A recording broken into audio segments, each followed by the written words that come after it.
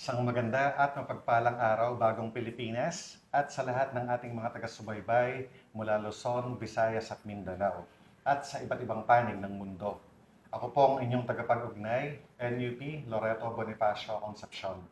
At samahan niyo po kaming muli sa isa na ng mga edisyon ng ating programang Straight from Team PNP Facebook Live dito sa Police News Network.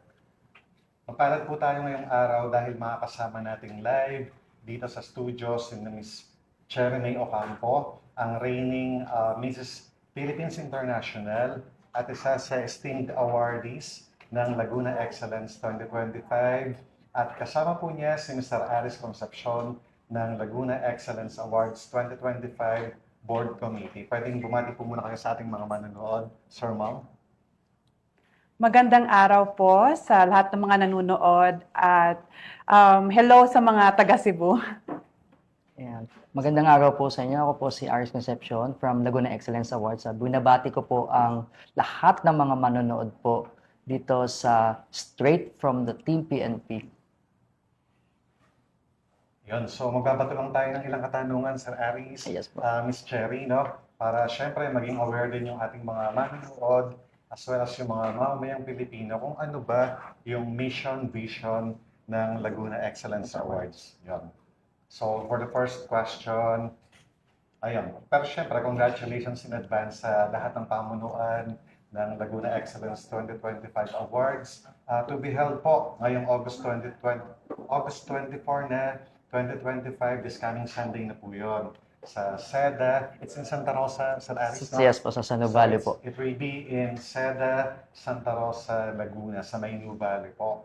So, maaaring ibahagi natin yung mission at vision nito alang-alang sa ating televiewers ng Straight from Team PNP Facebook Live, Sir Alex. Okay po. Ang vision po ng Laguna Excellence Awards ay papangunahan ang isang institusyon na pagkilala sa Laguna na nagbibigay ng pugay sa kahusayan, tumatanghal ng mga natataring tagumpay, at nagbibigay inspirasyon sa mga individual, organisasyon, at komunidad upang may abot ang mas mataas na antas ng tagumpay at paglilingkod. Ang maganda rito sa Laguna Excellence Awards, sa ika-6 na Laguna Excellence Awards, hindi lamang mga taga-Laguna ang pinaparangalan natin dito sapagkat may mga individual at institusyon na bagamat hindi nagmula sa ating lalawigan o sa aming lalawigan ay nag-iwan ng bakas ng malasakit, pagbabago at inspirasyon,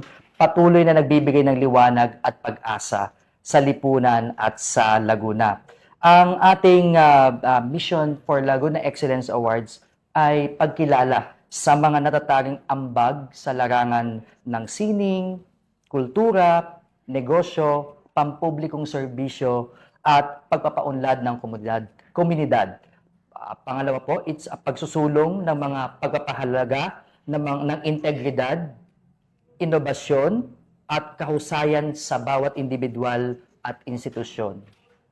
Pagbibigay ng prestihiyosong plataporma na nag-aangat ng lokal na talento at pinagmamalaki ang yaman ng Laguna. At ang higit sa lahat, ang pagbibigay inspirasyon sa mga susunod na henerasyon upang magsikap para sa kahusayan at makapag-iwan ng positibong ambag sa lipunan. Wow. Thanks so much for those, Sir Aris. At balita natin ngayon ay ilan sa mga awardees nitong batch na to ay mula sa hanay ng PNP, no? No less than sa ating mga kapulisan, Sir Aris. So, pwedeng magbigay kayo kahit isa or dalawa para may suspense naman. Pwedeng magbahagi kayo or magbanggit kung sino yung mga esteemed awardees natin from PNP, sir. Sa esteemed award natin sa PNP, ang ating Chief of Police, Police Lieutenant Colonel Pimentel, Pimentel sa station po na Chief of Police po sa Santa Rosa City, and also syempre ang ating si PBGen Director po, Kika G, si Director Saro, at marami pa pong iba. Opo. Like, sa second part po ng show na to, makikilala natin isa sa esteemed awardees. Walang iba kundi ang ating ginagalang at isa sa pinakamahusay na opisyal ng PNP po si Colonel Chita Dalgawiran. Abangan niyo po maya-maya lamang. So, yun. Sir Aris, dako naman tayo ngayon sa isa sa esteemed awardees ng Laguna Excellence Awards 2025 na walang iba kundi si Ma'am Ocampo, si Ma'am Cherry. So, Ma'am Cherry, congratulations bilang isa sa esteemed awardees, no? Ma'am Cherry, let's talk about your advocacies na nagpapalutang sa'yo at nagpanalo sa'yo for this award. Una't-una po, magandang araw, Sir Eton. Ako po ay lubos na nagpapasalamat na isa sa magagawaran ng napaka-prestihiyosong award on August 24, right, Sir Aris? So, ang masasabi ko lang po is laging mula sa puso ang aking advokasya at ito ay ang RA 9262 or Anti-Violence Against Women and Children Act of 2004. So ever since I've been a pro-woman, gusto ko talaga na yung kagaya kong kababaihan, masaya ako na umaangat at nagpapa-boost ng kanilang moral at confidence. Thanks so much for that, Ma'am Cherry. No? So, kaisa ka namin sa Women Empowerment. Sobrang matutuwa ang ating WCTC, no? Pag nalaman yan, Ma'am Cherry. So, follow-up question natin for the both of you. So, paano patuloy na nag-i-inspire ang Laguna Excellence Award sa ating mga kababayan mula sa iba't ibang sektor? Sa Ma'am Cherry? Oh, yeah. Ang maganda sa Laguna Excellence Awards is apart from empowering other people, it also highlights women because when I won the Mrs. Philippines 2025, I used my story as an inspiration to all women. So after nanalo po ako, madami pong nagme-message na sa akin na isa kang inspirasyon, especially na isa po akong single mom. I raised my 3 kids alone. So madaming kababaihan ang nagkaroon ng lakas ng loob, sir. And masaya po ako na I inspire a lot of people and through this platform, madami tayong matutulungan as an inspiration sa lahat po. Yes, kudos for those, Ma'am Cherry. Ang isa rin po, kwento lang ko ng konting-konti lang about Laguna Excellence, paano siya nag-start. Actually, nag-start po siya talaga more on nasa entertainment po and nasa aming sa Laguna po, sa mga LGUs ng Laguna dahil from 2019. Dahil sa every year po nagkakaroon kami ng mga beneficiaries, lalong lumawak po yung pagtulong ng Laguna Excellence Awards. Nagkaroon na rin po kami ng mga iba't ibang sektor ng mga list of awardees, iba't ibang sector po. Meron tayo sa education, meron tayo sa medical field, humanitarian services, and ang mga beneficiaries natin ngayon na dati nung una ay mga senior citizen. Ngayon po ang mga awardees, ang mga beneficiaries natin, mga batang may hydrocephalus, critical illness, mga may batang may HIV, na tinutulungan din po ng mga bawat awardees at also ng Laguna Excellence Awards. So, mas lalong nagkakaroon ng lalim, no, yung isang award-giving body when we have recipients. Yes po. Thank you for those advocacy din syempre, taka yung mga napili niyong nangangailangang recipients. So, ayun, mula sa inyo, pwedeng mag-mention kayo kung sino para sa inyo, Sir Aris, Ma'am Cherry, yung natatandaan nyo na pinakatumatak among this present batch ng awardee ng Laguna Excellence Awards. Ma'am Cherry, ikaw, fellow awardee, sino sa tingin mo yung yun? Fellow Yung isa sa mga awardees. Siguro yung one of the queens, si Queen Doc Evangeline May Castillo. Of course, she's a doctor, so she helps a lot of, people, and I really admire her as well because she's really, very nice at the same time, mabait talaga at willing to help, everyone who needs her. Si Doktora. Yes. What about si Sir Sir, Aris? actually po lahat po talaga sila tumatak talaga sa amin since I'm part of the board and the committee. Talagang tiningnan po namin yung kanilang mga background at talagang tumutulong po talaga with all of them other hearts po. Ang tumatak po siguro ngayon po yung mag-asawa na may-ari na CEO ng Bebelog Japan Surplus and Local Products kasi nakita po namin sa kanila kung paano sila nag-step from rags to riches po. At until now po, tumutulong po talaga sila sa lahat ng mga nangangailangan sa kanilang community. At higit sa lahat, yung mga batang, tuwing every June po, nagkakaroon sila ng parang gift giving, yung mga bags po, para sa mga almost siguro mga 2,000 to 5,000 students na sa aming lugar po dito sa, not only from dito sa Calamba, Cabuyao, but the whole po ng Laguna po. So yun po yung tumatak sa akin. And now, marami pa po ako nakikitang talagang sobrang mag-inspire not only for giving but also yung kanilang story, yun po, and also yung kanilang mga position and credentials po. So, paano minomotivate ng Laguna Excellence Awards yung ating mga kababayang Filipino, maging ang mga organisasyon upang mas magpursige sila sa kanilang napiling larangan? Sir Aris first. Okay.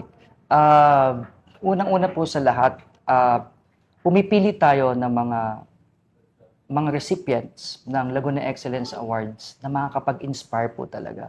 Since ang core values po ng Laguna Excellence Awards is integrity, excellence, innovation, service, unity, and also the pride of Laguna and beyond. Yung mga malaking impact po sa Laguna, not only na Laguna but also to the whole community of our country. And ang PNP po, malaking impact po sa ating bansa dahil sila po ay nagsisilbing inspirasyon po when it comes to peace and order po. And maraming salamat po dahil ang Pilipinas, katulad po namin ngayon, nagiging kampante po kami dahil sa inyo pong peace and order po. Wow. And service po. Salamat po. Sir Aris, thanks so much sa pag-appreciate nitong new programs ni GPNP, no? Particularly itong 5-minute response, saka itong more police visibility na sobrang nakaka-receive ng mga positibong feedback from you and from the whole community as well at mga mamamayang Pilipino. Sir Aris, follow-up question lang. So, eto, August 24 sa SEDA, no? Ano yung pinaka-exciting itineraries and moments na maaring abangan ng mga awardees? Okay, aside sa ginawa nating prestigious event and nagtulong-tulong po talaga ang mga taga-Laguna na maging prestigious and the bigger and the grander this year yung ating awarding ceremony. Makikilala po nila ang mga recipients kung saan talaga sila nag-excel sa larangan ng public service, medical field, humanitarian services, business and leadership, and also in entertainment. So marami po tayong makikitang mga different recipients po sa Laguna Excellence Awards, and also ang ating programs po ay magkakaroon ng excitement dahil may mga magpa-perform from our entertainment. And ang pinaka-importante po, present po ang ating beneficiaries, which is the God Angels Little Miracle. Ito yung may mga batang may hydrocephalus and critical illnesses na makita nila kung sino-sino po yung tinutulungan po ng Laguna Excellence Summit. And also, not only for the Laguna Excellence Award, but also the Mrs. Philippines International and the Mrs. Laguna Philippines po. Yun. So, speaking of recipients and beneficiaries, what about you, Ma'am Cherry? Ikaw, anong pinakamalapit sa puso mo na nais tulungan? Actually, yung same din sa tinutulungan ng Miss Philippines, which is the God's Angels Little Miracle. So, right after, during the, pageant, tinutulungan din po namin sila dahil nakita po talaga namin yung mga bata na kailangan po talaga nila ng tulong. And ako, excited din po ako not only receiving an award on that particular day, but also knowing the stories of other, awardees. And that will also make us, inspire, sharing stories together. Opo. At So- may dagdag ko lang po, Sir Eton, na meron tayong mga awardees ngayon na hindi lang sa mga bata at sa mga tao. Ngayon, mayroon tayong advocate about animal welfare, katulad niyo po. And talagang naano po kami, na-touch po kami dahil marami po talagang mga pets like dogs na talaga pong napapabayaan ng mga kanilang mga nag-aalaga po sa kanila. And maraming salamat po sa lahat po ng mga nag-aalaga katulad po ninyo sa mga strays, mga dog strays po dito sa ating lugar, sa Pilipinas po.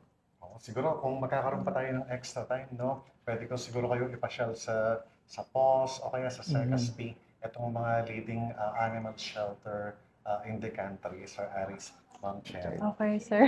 So, sobrang bilis ng oras. So, parting words na po tayo. Sir Aris, Miss Cherry, sa ating mga kababayan at sa mga manonood nitong straight from Team PNP Facebook Live. Anything na nakalimutan natin, Ma'am Cherry? I just want to say thank you to Team PNP, particularly sa Police News Network for having me here, as well as I'm representing the entire Mrs. Philippines International Organization. And again, nagpapasalamat ako sa Laguna Excellence Awards for the recognition of all my efforts in helping others. Sir Aris, excite natin sila this coming Sunday. Ano ba yung kailangan nilang gawin? Suotin? At anong oras ba sila dapat dumating dun sa venue? Okay po. Before po ako mag-announce about August 24, I would like to say thank you, Miss Cherry May. Actually, straight from here po talaga siya, from Cebu. From the Opo. airport. Opo. And medyo hindi pa maganda po yung panahon natin. Pero maraming salamat po for receiving your award personally My honor, po. sir. Opo. Maraming salamat. And of course, in behalf of Mrs. Philippines International, Mrs. Laguna Philippines, and Laguna Excellence Awards, marami po tayong abangan on August 24. Red carpet starts at 4 p.m. and then we will start at 4:45. So may konting ano muna tayo, parang cocktail muna tayo, and also meron tayong mga booth doon na talagang ma-enjoy nyo po ang mga gawang Laguna, and also our mga company brand po na i-share po ng ating mga awardees. And also po, mag-start po siya and it will end at 9 p.m. At gagawin, our governor and also the LGUs are all present there po. At excited po ang buong Laguna Excellence Awards na pupunta po ang Team PNN ng PICA-G.